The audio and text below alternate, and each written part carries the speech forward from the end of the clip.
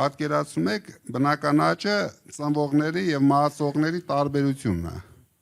Ես հասկանում եմ իշխանության ցանկությունները։ Իրենք պլան ունեն դրած, սկզբից սահմանամերձ գյուղերն են հայատապում ադրբեջանցիներին լցնելու համար, բայց հենց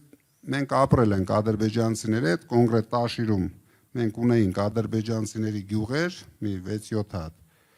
Դուք գիտեք իրենք ինչ արագությամբ բազմանում են։ Դեռ նախկինում սովետական ժամանակ այդ նպատակը այդքան ագրեսիվ չի եղել։ Հիմա դա լինելու է շատ ագրեսիվ։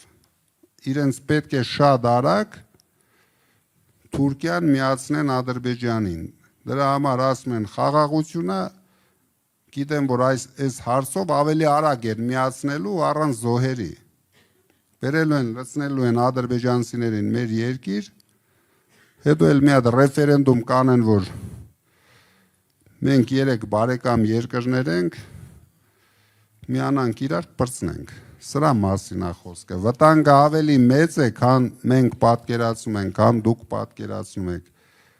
Այս նվաստացած վիճակը մենք մի օր պետք է կանգնեցնենք, այսինքն հունիսի 7-ին պետք է կանգնեցնենք, փոխենք, ժողովուրդ ջան, փոխենք։ Ես իմ շատ լավ կյանքը փոխում եմ սրա հետ։ Ինձ հավատացեք, իմ կյանքում սա վերջի բանն էր, որ ես կուզեի իմ ընտանիքի համար։ Բայց երբ մենք արդեն պատերազմ ենք հայտարարում մեր եկեղեցու դեմ, այսինքն ինչի մասին ենք խոսում։ Դրա համար պայքարելու ենք,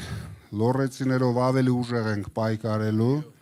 որտեղ մեզ համար մեր լոռին շատ թանկ է։